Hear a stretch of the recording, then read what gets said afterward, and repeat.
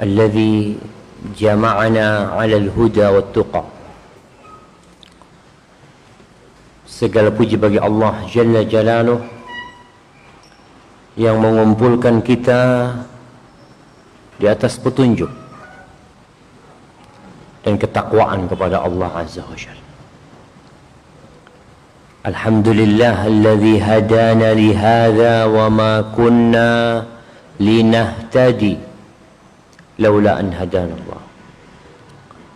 Segala puji bagi Allah Jalla Jalaluh yang telah memberikan hidayahnya kepada kita, membimbing kita untuk meniti jalan Islam, membimbing kita untuk mengikuti sunnah Rasul Sallallahu Alaihi Wasallam. Kalau bukan karena hidayah yang Allah berikan kepada kita, nggak mungkin kita bisa mencintai agama ini dan mencintai sunnah Rasul Sallallahu Alaihi Wasallam. Walaula fadlullahi alaikum wa rahmatuhu ma zaka minkum min ahadin abada walakin Allah yuzakki man yasha. Allahumma salli wa sallim wa zid wa barik wa an'im ala sayyidina wa maulana Muhammadin wa ala alihi wa ashabihi ajma'in. Ya Allah, semoga salawat, salam senantiasa Engkau curahkan untuk hamba kekasih-Mu, untuk baginda Nabi kita Muhammad alaihi salatu wassalam, untuk keluarga beliau, untuk istri-istri beliau, untuk putra-putri beliau, dan untuk seluruh sahabat Nabi. Semoga Allah meridai kita bersama mereka. Amma ba'd, malam ini malam 12 Rajab 1442 Hijriah. Nah, antum, berapa hari lagi kita Ramadan?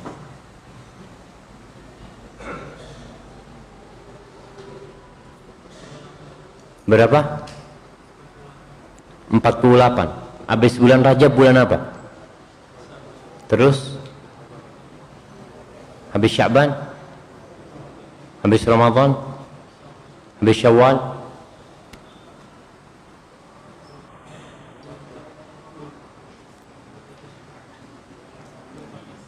Dzulqa'dah wa Dzulhijjah. Tapi ya syabab, semoga kita nih yang para penuntut ilmu faham sama kalender Hijriah. Tapi antum, iya, coba sebutkan kalender Hijriah. Muharram, Safar, Rabiul Awal, Rabiul Akhir, Jumadal Ula, Jumadal Akhirah, Rajab, Sya'ban.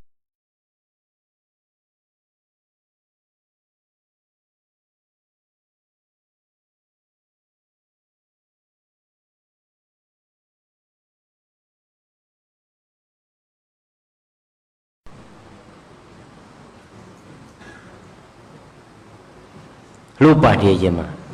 Habis. Ba'da Dzulhijjah habis. Khalas. Antum jangan mikir lagi, sulit. Teman-teman mau bantu antum nggak bisa mereka. Karena mereka juga nggak tahu habisnya Dzulhijjah itu kecuali bulan Muharram lagi. Tapi jemaah, jangan sampai memalukan antum. Ditanya kalender Hijriah nggak hafal antum. Iya.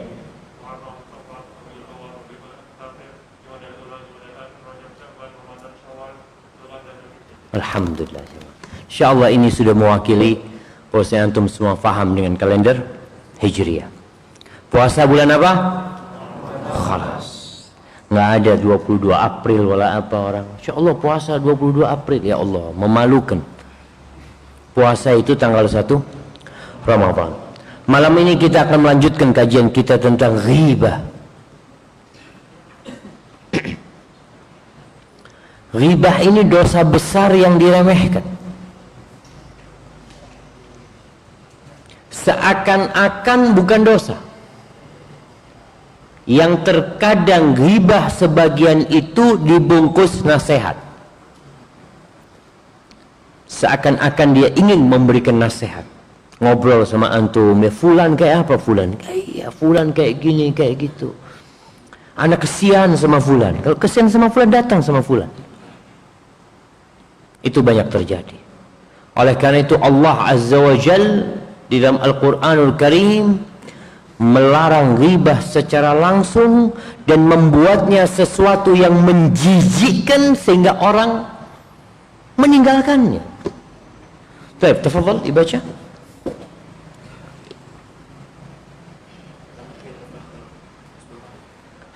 فين وصل؟ بقي حديثين. طيب طيب واصل.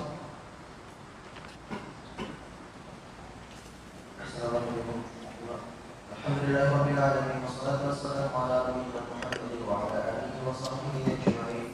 اللهم اغفر لنا ولشيخنا ولوالديه ولمشايخه وللمستمعين. قال الإمام أبو عبد الله محمد بن إسماعيل بن إبراهيم بن المغيرة بن الإسلام البخاري رحمه الله تعالى في الأدب المفرد باب الغيبة وقول الله تعالى ولا يغتب بعضكم بعضا. أظن بقي حديث واحد قلته. طيب اقرأها. قال رحمه الله تعالى باب حدثنا عبد الله بن صالح قال حدثنا معاوية بن صالح عن كثير بن الحارث عن القاسم بن عبد الرحمن الشامي قال سمعت ابن أم عبد يقول من قيل عنده مؤمن فنصره جزاه الله بها خيرا في الدنيا والآخرة ومن قيل عنده مؤمن فلم يسره جزاه الله بها في الدنيا والآخرة شرا ومن ترك أحد لقمة شرا من اختيار مؤمن قال فيه ما يعلم فقد انتابه وإن قال فيه ما لا يعلم فقد بهته. بارك الله فيكم. Naam, ada sisa satu hadis, satu athar dari Abdullah ibn Ummi Abd. Siapa jemaah? Abdullah bin Mas'ud. Jadi kalau dalam hadis itu disebutkan an Abdullah tanpa ada nasabnya, berarti Abdullah bin Mas'ud. Ada 4 sahabat Nabi yang namanya Abdullah selain Abdullah bin Mas'ud. 4 sahabat Nabi yang namanya Abdullah selain Abdullah bin Mas'ud. Antum? Ya, sebutkan. Siapa aja? Nama sahabat Nabi Abdullah namanya.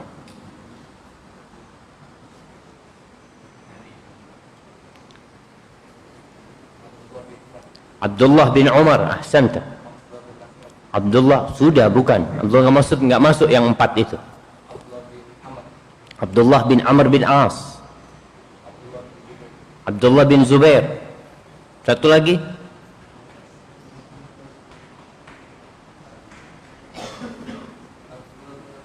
Abdullah bin Abbas. Abdullah bin Abbas. Mereka yang dikenal dengan Al-Abadilah Al-Arba'ah. Kalau 4 ini, 5 disebut An Ibni Umar, An Ibni Abbas, An Ibni Zubair, An Abdullah bin Amr bin As, ya. Tapi kalau Abdullah bin Mas'ud kadang-kadang disebutkan An Abdullah. Berarti yang dimaksud siapa? Abdullah bin Mas'ud, yang dikenal juga Ibn Ummi Abd.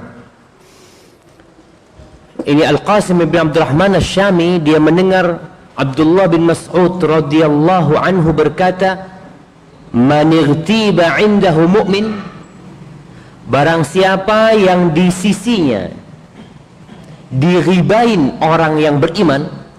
Antum lagi duduk atau lagi di grup, ada yang ribain orang beriman.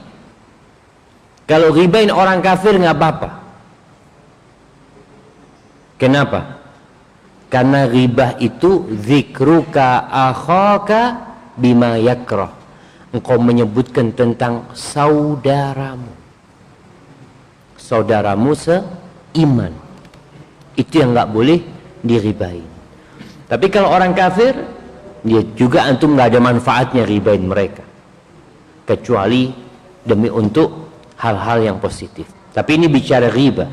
Barang siapa yang diribain di sisi dia, tempat dia, seorang yang beriman, fanasarahu, lalu dia membelanya, Ghibah itu kan menyebutkan sesuatu yang tidak disukain. Lalu antum belain dia. Udahlah, kita jangan ngomongin kesalahan orang. Kita jangan ngomongin kesalahan orang. Haibati fillah, ngomong kesalahan orang. Antum tahu, untuk jadi dosen, untuk dapat NIDN, nomor induk dosen, itu ada tes kejiwaan. Makanya anak ngusulin, mudah-mudahan disetujuin, mahasiswa studi itu nggak lulus kecuali setelah tes kejiwaan. Kalau antum pikir dosen-dosen antum nggak dites kejiwaan? Hari ini kalau nggak salah beberapa ustadz itu, ada Ustadz Yasir, Ustadz Akhyat, beberapa ustadz, mereka tes kejiwaan di rumah sakit. Bagaimana tes kejiwaannya? Kalau nggak salah ada 200 soal yang harus dijawab. Ini jawab soalnya nggak perlu sekolah, tapi perlu waras. Kalau nggak waras nggak bisa jawab soalnya. Baik. Kenapa? Salah satu ciri orang sakit jiwa, jadi sakit jiwa itu ada dua. Ada satu yang gila, udah nggak bisa berkomunikasi sama antum. Ada satu nggak gila, dia masih bisa berkomunikasi sama antum. Salah satu cirinya itu suka nyalahkan orang. Itu orang sakit jiwanya, suka nyalahkan orang. Jadi kalau antum dapat sahib suka nyalahkan orang, antum obatin dia. Di sini nih hadis yang kita baca, fanasarahu, antum belain saudara antum. Udahlah, jangan ngomongin kesalahan orang, kita sendiri banyak salahnya. Kalau kita suka ngomongin kesalahan orang, kapan kita memperbaiki kesalahan kita? Tapi orang sakit jiwa itu suka nyalahkan orang. Sampai ada seorang dokter cerita, dia cerita, profesornya jelaskan, ada suami istri ini orang kaya, pejabat terkenal di salah satu kota besar. Subhanallah, sang bapak ini royal, ngasih duit sama istrinya, ya, sama anaknya cuma satu. Subhanallah, nih anak narkoba. Ketika ditahan oleh polisi, bapaknya datang, ibunya datang, media juga datang. Ditanyalah sang bapak ini, gimana bapak, anaknya kok bisa sampai narkoba? Apa kata bapaknya? Ini salah ibunya. Kata dokter, ini orang sakit jiwa. Dia lupa sama kesalahan dia. Yang dia tahu salahnya siapa? Ibunya. Bapaknya siapa anak ini? Kok bapaknya? Jadi kalau ada orang suka menyalahkan orang, antum lihat diri antum. Kalau diri antum suka nyalahin orang, ya Allah, anak sakit ya Allah. Maka antum perlu berdoa, Allahumma ati nafsi taqwaha wa zakkiha anta khairu man zakkaha anta waliyuha wa maulaha. Maka Allah Azza wa Jalla mengatakan tentang orang-orang munafikin apa? Fi qulubihim marad. Fi qulubihim marad. Bagaimana sifat orang-orang munafikin? Allah menyebutkan, wa idza qila lahum aminu kama amanan nas qalu anu'minu kama amanas sufaha. Disuruh beriman seperti berimannya para sahabat. Apa kata mereka? Oh, mana mungkin kita mau beriman seperti berimannya orang-orang bodoh itu. Seperti itu. Wa idza qila lahum la tufsidu fil ard qalu innama nahnu muslihun. Kalau dikatakan jangan berbuat kerusakan di muka bumi, apa kata mereka? Loh, kalian yang merusak, kami ini ingin memperbaiki, kami ini ingin memberikan pencerahan. Seperti itu. Itu sifat orang munafikin, sakit jiwa dia itu. Makanya orang yang suka ghibain orang lain juga sakit. Kenapa di hadis sebelumnya, ketika Rasul sallallahu alaihi wasallam bersama para sahabatnya mencium aroma busuk, aroma siapa? Aroma orang-orang munafikin yang sedang menggibain orang-orang beriman. Mereka itu suka nyalahkan orang, lupa sama diri mereka sendiri. Maka tugas antum ketika duduk bermajelis sama orang yang suka nyalahkan orang lain, maka antum perlu belain saudara antum. Kalau antum membela saudara antum tahu saudara antum ini nggak kebenaran yang dibelain. Yang dikatakan kawan antum tentang keburukan dia benar, nggak salah. Tapi antum sedang menjaga majlis itu dari riba, maka antum belain saudara antum. Udahlah, kita lihat kekurangan diri kita sendiri. Kalau antum memang ingin memberikan nasihat, monggo antum berangkat kasih nasihat dia, jangan ngomong di belakang. Kalau antum belain dia, kata Abdullah bin Mas'ud radhiyallahu anhu, jazahullahu biha khairan fid dunya wal akhirah. Allah akan kasih balasan kepada orang ini kebaikan di dunia dan di akhirat. Di antara kebaikan di dunia itu jemaah, orang akan cinta sama antum. Padahal antum ketika belain saudara antum takut dibenci sama kawan-kawan. Itu kan yang kita takutkan, anak nggak enak sama sahib anak, Ustaz. Anak takut nggak ditemenin, anak takut nggak dikawanin, anak takut, padahal Allah akan berikan balasan buat antum. Jinsil amal, dan balasan itu sesuai dengan amal. Antum akan dibelain, Allah yang akan belain. Ketika itu kawan-kawan antum yang nggak suka sama antum, ngomongin antum nantinya, gara-gara antum menegur mereka, maka Allah akan belain antum. Maka alasan orang tidak ditemenin salah. Seharusnya ini kesempatan antum untuk dapat teman, tapi yang baik-baik. Buat apa antum berkawan sama orang-orang yang suka riba?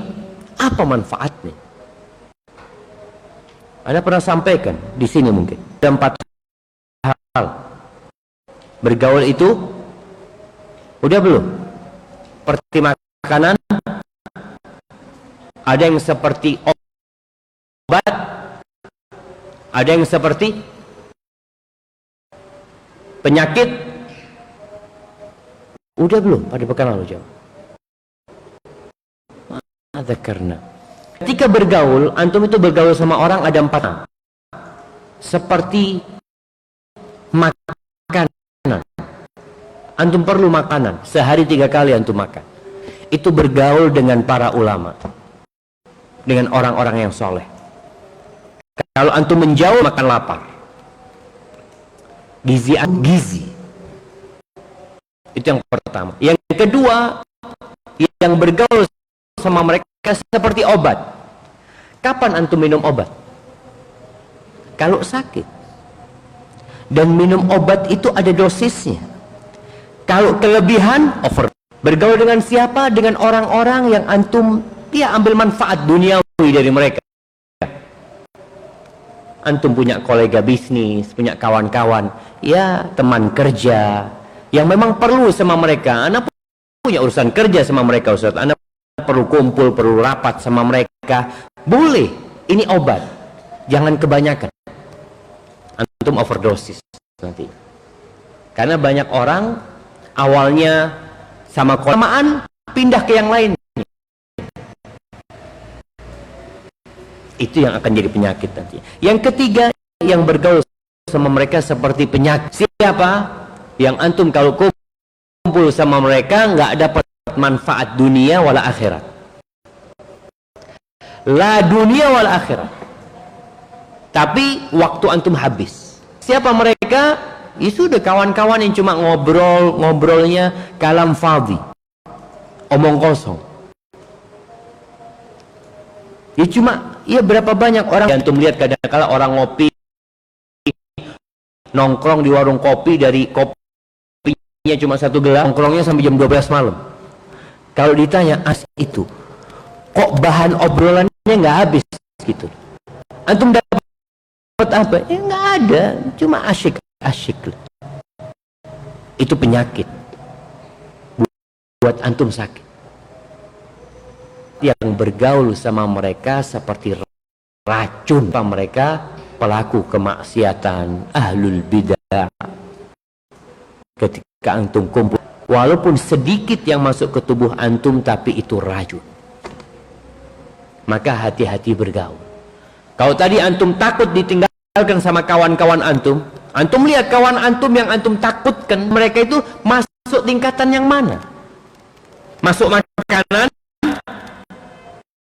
masuk obat, masuk penyakit, atau racun? Kalau antum takut ditinggalkan sama racun, ya antum memang beracun. Lain saudara antum. Baik, antum paling tidak masuk kelompok yang kedua. Kalau bisa kelompok yang pertama, maka antum akan belain. Allah akan subhanahu akan balas. Yang kata Abdullah bin Mas'ud, Allah akan membalasnya di dunia dan di akhirat. Dan balasan di dunia,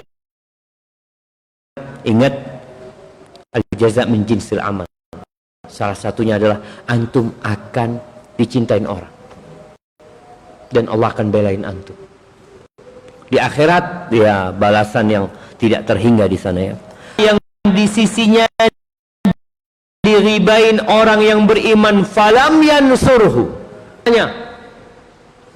dia tidak membelanya, mungkin karena takut tadi, bukan karena dia mengiyakan, cuma nggak enak lah sama kawan-kawan biar ribah. Tapi antum hadir di tempat itu, padahal antum bisa membelanya. Atau kalau antum nggak bisa, antum tinggalkan tempat itu. Tapi antum tidak mau meninggalkan tempat itu, apa yang akan terjadi?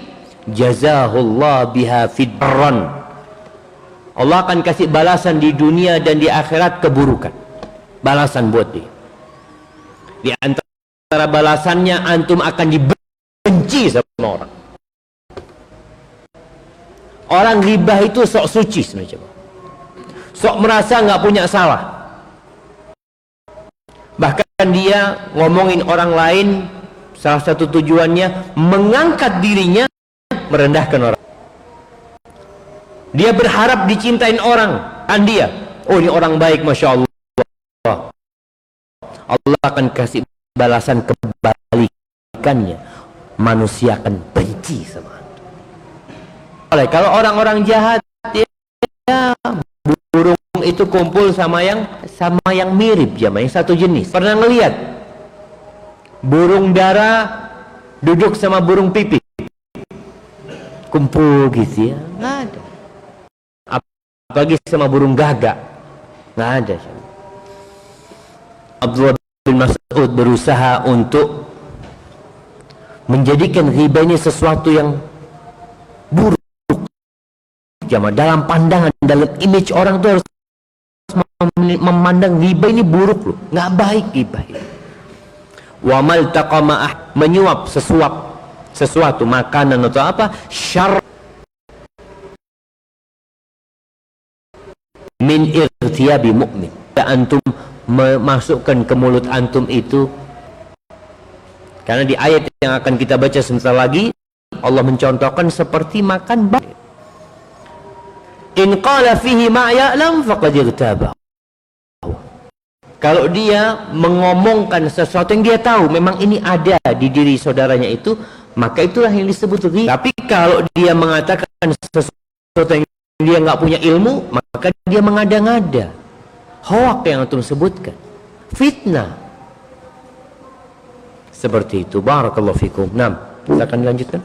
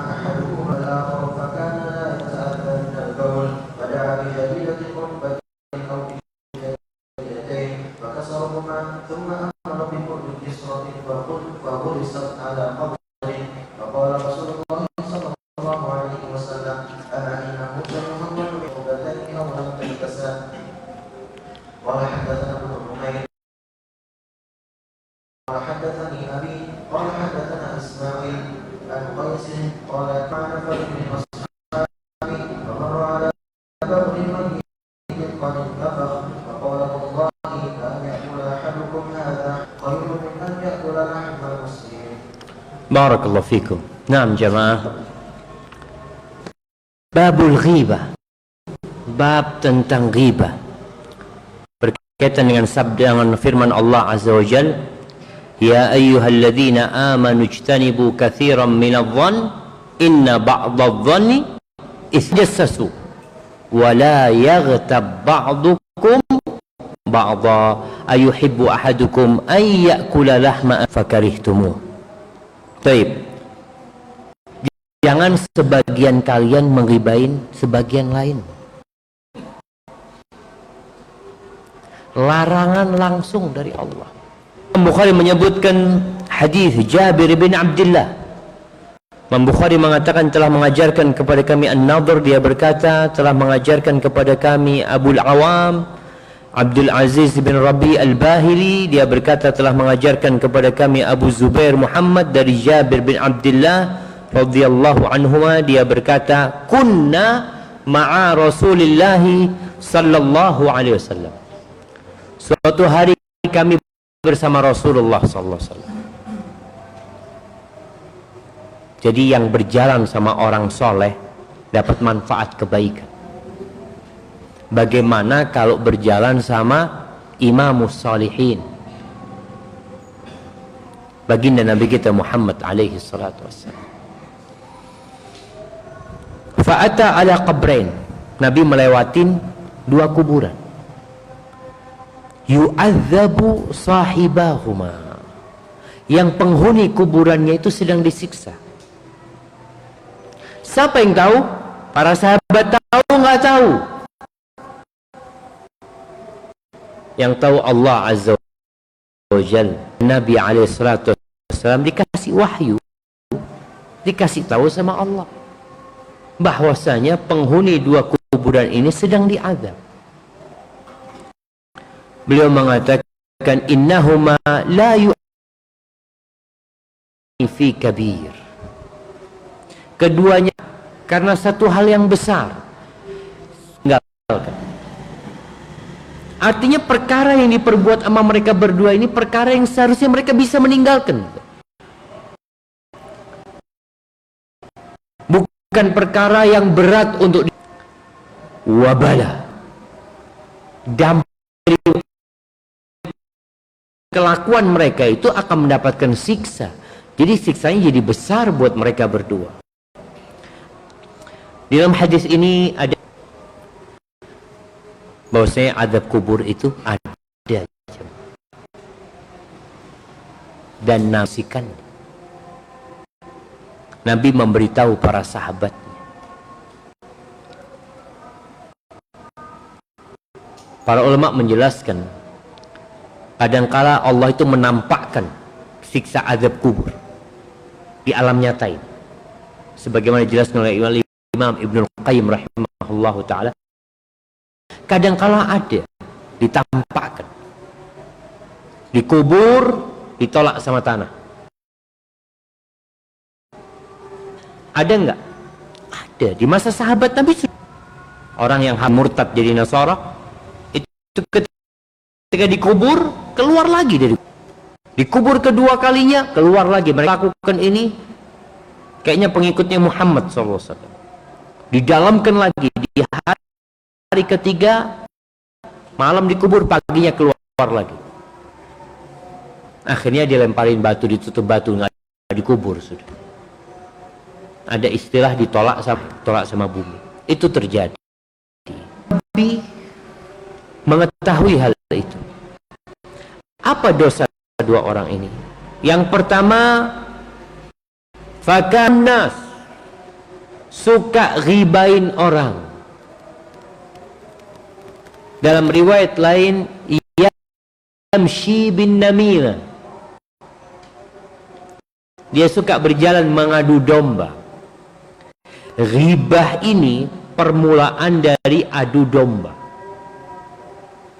Ketika antum suka menyebut-nyebutkan kesalahan orang, kadangkala antum akan pada kawan antum. Antum tahu fulan nggak benar, fulan ini ngomongin antum. Tapi kalau antum omongkan di depan antum, omongannya fulan, itu jadi apa? Ghibah. Yang kedua,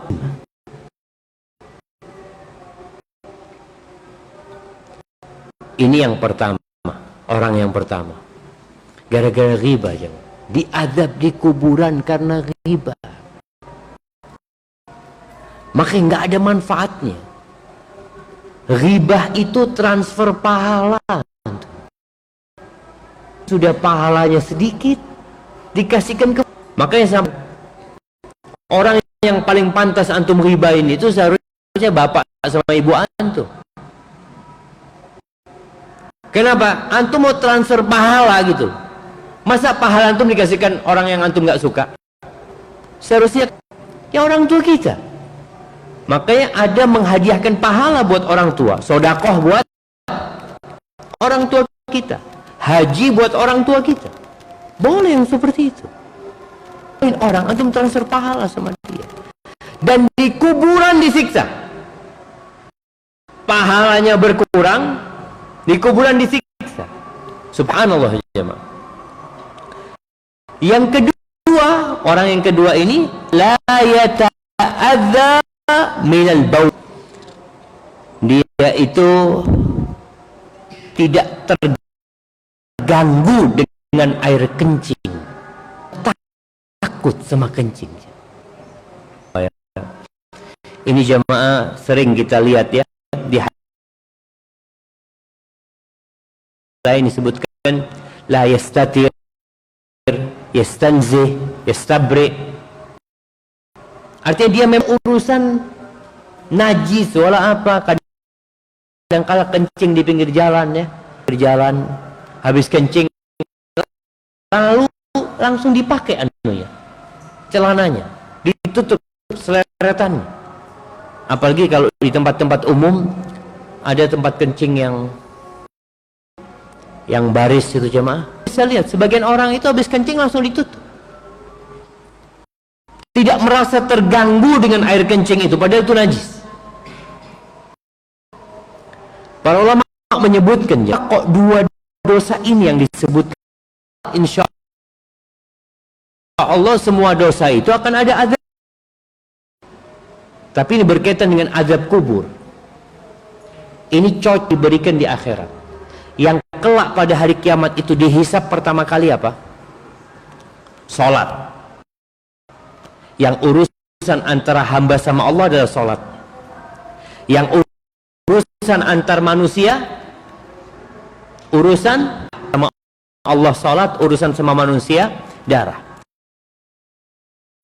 Pertama orang yang ghibah, pembunuhan itu ngomongin orang, ngomongin keburukannya orang, akhirnya muncul keinginan untuk balas dendam, untuk berbuat jahat. Dan kalau sholat, miftahus sholat at-tahur awit tuhur, kuncinya sholat itu berwudu, bersuci. Kalau orang ini sudah perhatian pada salah satu syarat diterima sholat adalah izah najasa, menghilangkan dari yang najis, sholatnya akan benar dia. Maka di kuburan dia akan disiksa. Lalu apa yang dilakukan oleh Nabi SAW? Bijaridatin radbah. Beliau meminta supaya diambilkan jaridah. Jaridah itu pelepah kurma. Pelepah kurma itu ada daunnya. Jaridah itu yang daunnya sudah dihabisin. Jadi tinggal batangnya doang. Itu namanya jaridah. Radbah yang masih basah. Beliau minta dua.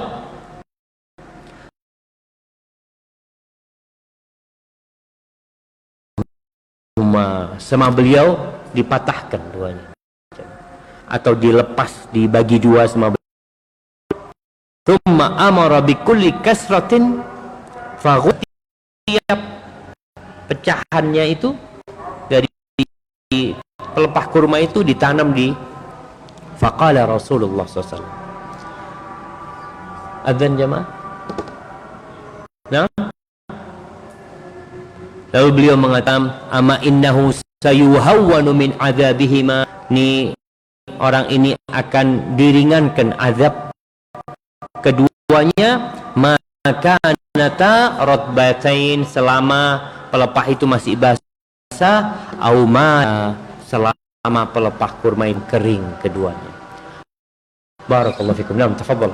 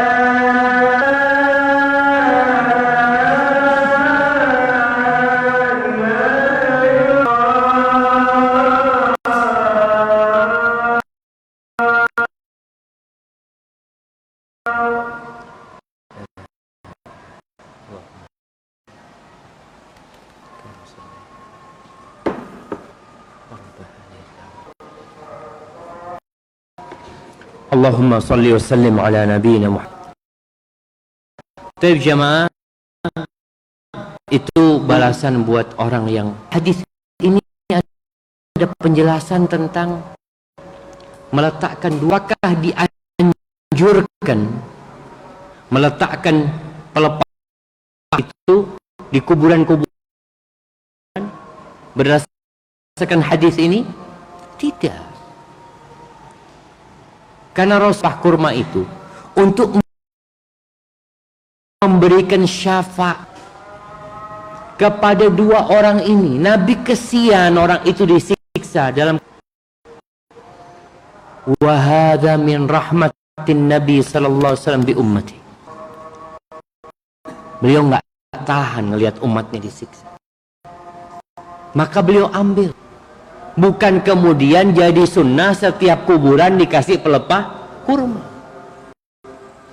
Karena buktinya para sahabat Nabi tidak mengambil pelepah kurma lalu ditaruh di kuburan baki semuanya. Tidak.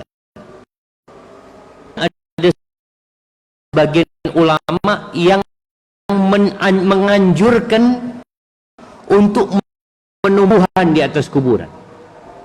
Makanya kadang-kadang antum lihat ada kuburan yang ada pohonnya. Memang itu ada sebagian yang berpendapat. Kami bunga di kuburannya. Disiramin bunga. Kata Imam An-Nawawi la aslalahu. Nggak ada asalnya dari mana ini. Kalau cerita pelepah kurma aja nggak bisa dijadikan dalil. Terus bagaimana ketika ditaruh? Ini ucapan Al-Imam Al-Khattabi wan Nawawi rahimahullahu ta'ala. Cuma ada pendapat sahabat. Siapa sahabat itu? Itu namanya Buraidah ibnul Husayn. Ketika dia itu berwasiat agar kalau dia mati di kuburannya dikasih 2 pelepah kurma. Ini perbuatan seorang sahabat. Namun itu pendapatnya beliau, tidak sahabat-sahabat yang lainnya. Dan sebenarnya adalah petunjuk Rasul sallallahu alaihi wasallam. Di mana kalau memang benar dapat meringankan, jelas para sahabat akan berlomba-lomba meletak, tapi ternyata tidak. Maka itu pendapatnya. Sedangkan para sahabat tidak mengikutinya. Rasulullah SAW memberikan syafaat dan sebagian mengatakan karena dia yang menancapkan itu sehingga orang itu diazabnya tidak selama-lamanya. Setelah kering selesai, dia akan diazab kembali. Na'udzubillahi min azabil qabr wa min azabi jahannam. Kemudian di hadis yang selanjutnya 736 ini adalah asar Ibn al-As. Ajarkan kepada kami Ibn Numair, dia berkata telah mengajarkan kepadaku ayahku, dia berkata telah mengajar dari Qais qala kana Amr ibn al-As, sahabat Nabi, subhanallah,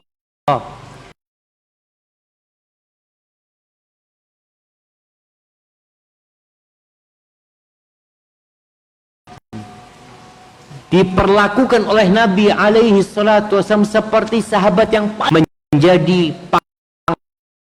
panglima perang, komandan perang yang di dalam pasukannya. Padahal masuk Islamnya sebelum Fathu Makkah. Tapi Nabi bagaimana mendudukkan dia? Karena orang terhormat. Sampai karena melihat Nabi memberikan posisi dan jabat, tiap jumpa dia senyum, gembira melihat Amr bin As ini, sampai dia bertanya kepada Nabi alaihi salatu wasallam, ya bunnas ilaik, siapa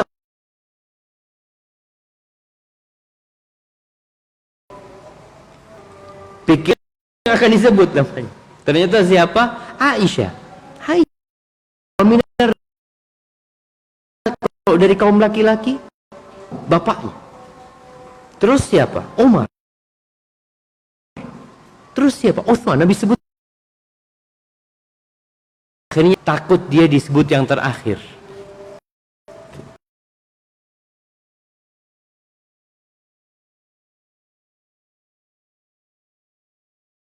Seakan-akan para sahabat itu merasa orang yang paling dapat tempat di hati Nabi alaihi. Apa kata Amr bin As? Suatu hari As ini melewatin, dia lagi jalan melewatin baghl mayit.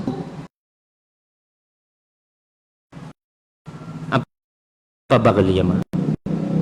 Baghl itu anaknya disebut baghl, tapi lebih besar dari keledai.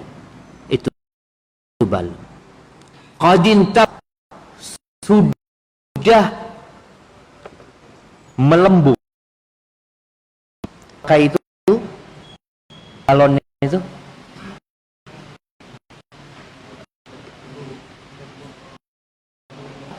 iya menggembung. Iya, perutnya itu sudah. Anak ingat, anak pernah ngubur sapi sama abah anak disuruh gali kuburannya orang tuh. Tapi anak berdua sama kuli, waktu itu kulinya nggak ada, cuma dia satu besar. Anak sampai capek, ya Allah, sampai kapan ini? Sapi, kulinya itu ambil celurit, lalu perutnya di supaya nggak melembung, dan itu baunya siapa? Apa kaitannya dengan hadis? Itu bangkai baghlah itu sudah faqala, lalu Amr bin As katakan, wa la ayyakul ahadukum hatta yamla batna. Demi Allah, seorang di antara kalian yang sudah membengkak itu, yang penuh dengan bangkai baghlah itu,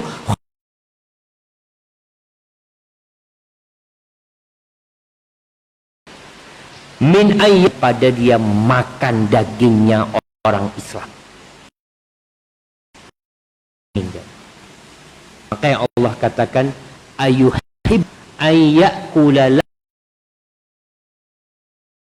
laitan fakarihtum. Kalian nggak mau. Maka kadangkala lagi ada majelis ya, ngobrolin orang, ada satu yang menegurnya, mengatakan, engkau bersihkan selulit yang ada di gigimu. Jadi aku belum habis makan daging, kata dia. Baru saja engkau makin dalam, saudara. Maka semoga kita dihindarkan dari ghibah. Insyaallah kita lanjutkan pada pertemuan yang akan datang. Bismillah.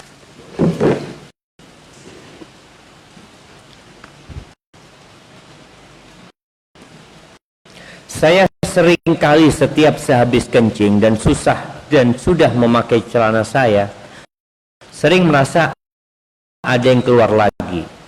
Sedikit saya cek apakah benar apa tidak, dan benar terkadang tidak.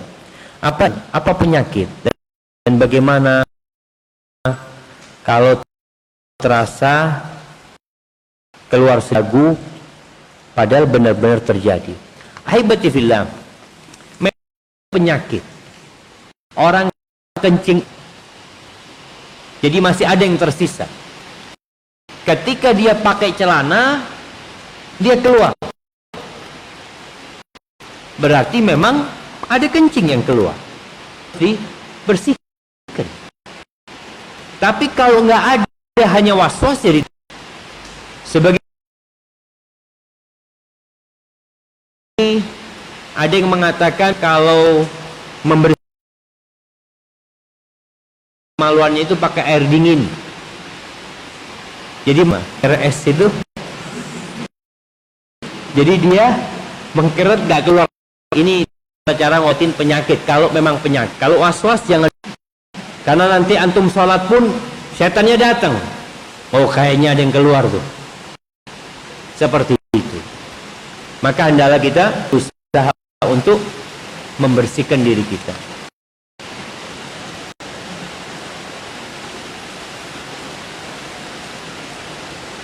Bagaimana cara kita menyikapi ibu tiri yang berperilaku kurang baik terhadap kita? Bolehkah kita memutus hubungan dengannya? Tahukah antum bahwasanya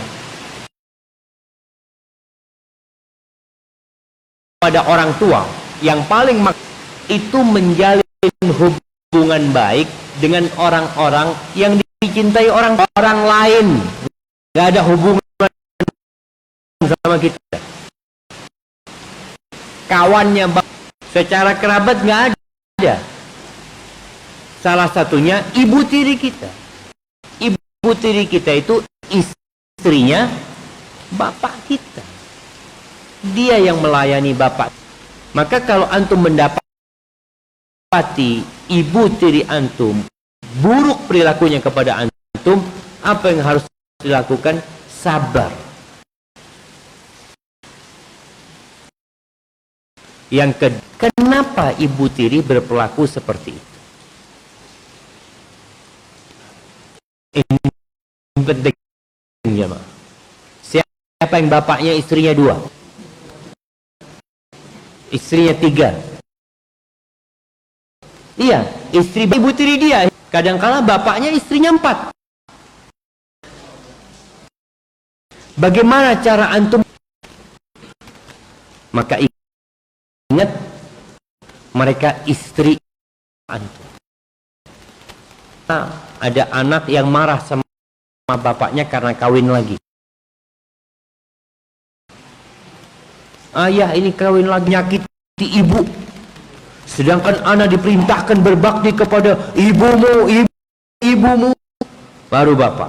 Akhirnya dia memutuskan hubungan sama bapaknya. Na'udzubillah min dzalik.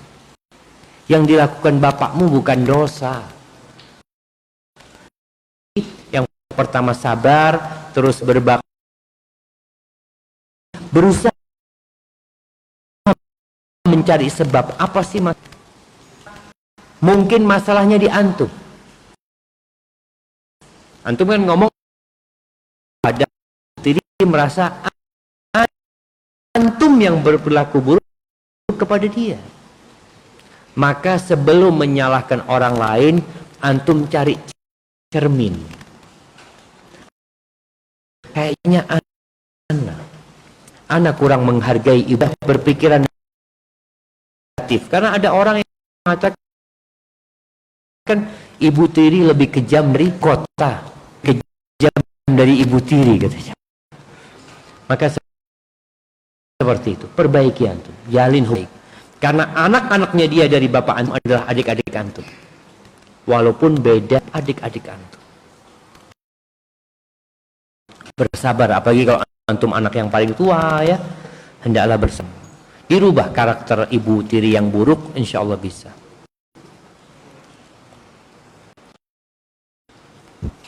Terhadap pemuda di zaman sekarang yang menyerupai perempuan dan tak mempunyai malu sosial, dan saran bagi kita pemuda di akhir zaman, ahibati fillah, antum ini yang hadir di sini apa semuanya laki-laki? Ada yang separuh, nisf rajul, rajulnya itu nisf. Ada yang rub'ur rajul, ada seperempat, saya nggak tahu apa. Maka yang kita lihat di media sosial jamaah ya, akan datang fitnah yang masuk ke setiap rumah orang itu masuk. Sebagian ulama mengatakan mungkin di antara fitnah itu medsos yang sekarang, yang hampir tidak ada rusukan hal itu. Buat para pemuda, di mana sih letak mana jamaah? Yang pertama di perilakunya. Jadi orang laki-laki dikatakan laki-laki ketika dia punya sifat laki-laki, gentle. Kalau laki-laki tiap hari mau malam mau tidur pakai krim,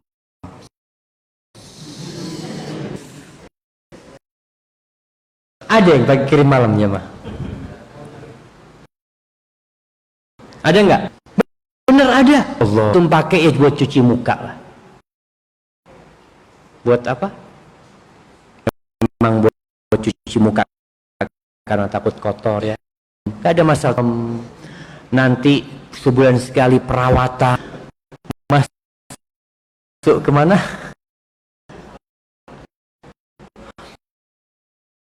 Ke salon, peminikur namanya, yang manikur, yang kukunya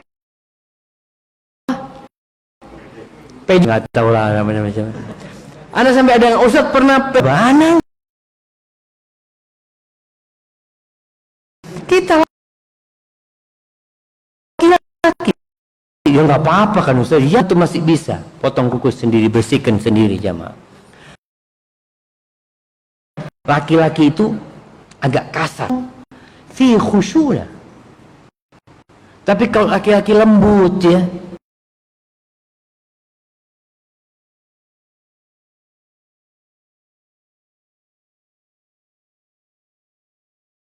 jadi nggak enak. Terus kalau gayanya paling kala apa? Ahlan, assalamualaikum. Tunjukkan laki-laki itu. Makanya kenapa dalam Islam itu olahraga yang memperkuat otot antum.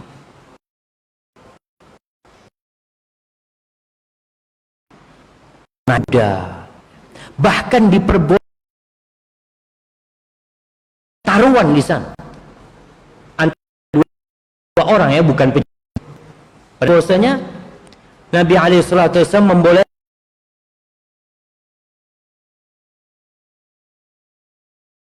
berdua untuk hal-hal yang memang di situ ada manfaatnya. Ada dua pendapat sebenarnya ulama, ada yang mengatakan nggak boleh di satu orang. Kalau antum menang, anda kasih 1 juta. Tapi dia kalau dia kalah, itu secara sepakat diperbolehkan yang seperti itu. Tapi intinya laki-laki ya harus olahraga, bukan joget. Aneh itu kan disetujui ya, banyak ya. Usulan kita SD itu ada senam SKJ. Apa SKJ itu? Senam kebugaran apa? Jasmani. Iya, senam kebugaran jasmani. Mahasiswa ini perlu kayaknya. Sebelum jam 7 semua di lapangan. Perlu gerak. Main bola pun pakai tangannya. Main langsung ini sejak kapan?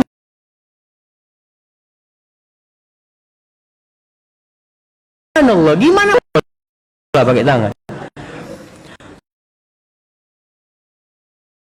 Ini perlu antum supaya masuk kelas itu nggak ada yang ngantuk ya. Pernah ngelihat anak SD tidur? Anak nggak pernah ngelihat di kelas itu ada yang tidur waktu zaman dulu. Tapi sekarang ada nggak mahasiswa yang tidur? Kalau ditanya, Ustaz, anak sedang khusyuk memikirkan.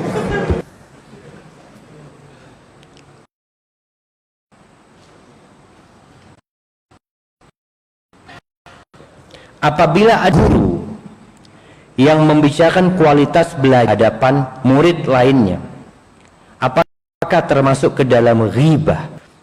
Kalau dalam rangka evaluasi, memang evaluasi di kelas dan murid itu ada. Fulan seperti ini, engkau seperti yang kita lakukan. Fulan nilaimu jelek loh. Dikatakan fulan, engkau kok nggak, ini hal yang ringan. Ini bukan ghibah, memang sedang dalam pendidikan, bukan membongkar aib anak. Kadang-kala anak tanya, sana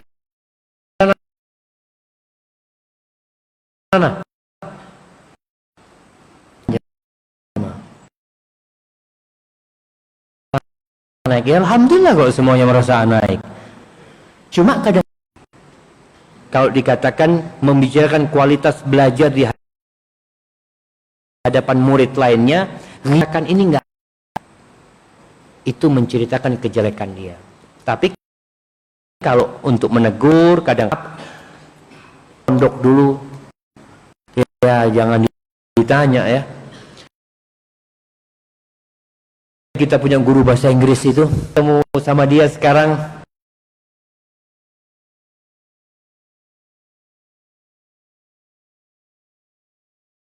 bisa bahasa Inggris sama gurunya, ayo nyonok kata dia, nyonok di bawah meja. Jadi kita mau gimana sama guru digituin? Tapi alhamdulillah guru itu sebenarnya ingin supaya kita semangat.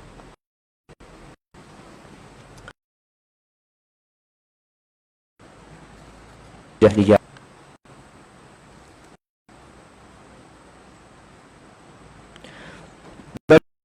Bagaimana Ustaz jika seorang telah didapatkan azab di akhirat juga?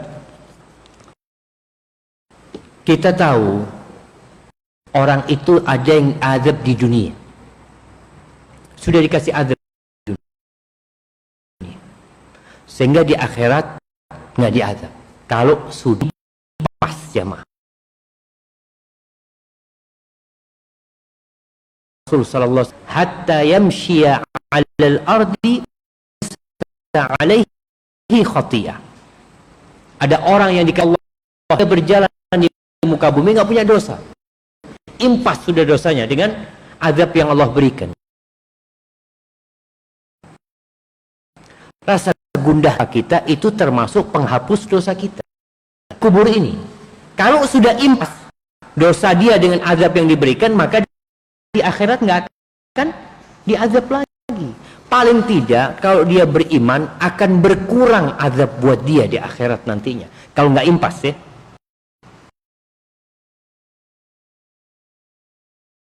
Jadi tergantung kepada dia. Wallahu a'lam bishawab.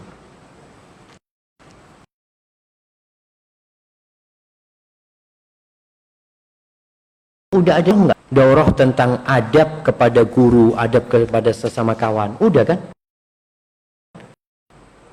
Udah belum? Kayaknya perlu.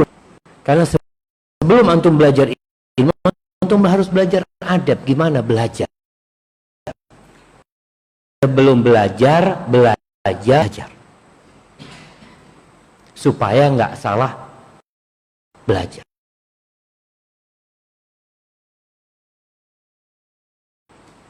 Ijab kabul yang benar. Tunggu jamaah, ini saya pertanyaannya. Mempelai pria yang merupakan anak hasil zina, jika pada saat ijab kabul pria tersebut pada nikahan tersebut sah, kalau sah aja. Kalau yang dimaksud fulan sebutan nasabnya yang salah, insya Allah nggak ada masalah, nggak berpengaruh kepada akadnya. Karena yang disebut ya fulan ini maksudnya yang ada di lebih baik nasabnya ya kepada ibunya aja. Maksudnya kepada ibu, kepada nasab dari jalur ibunya langsung ke kakeknya. Masya Allah.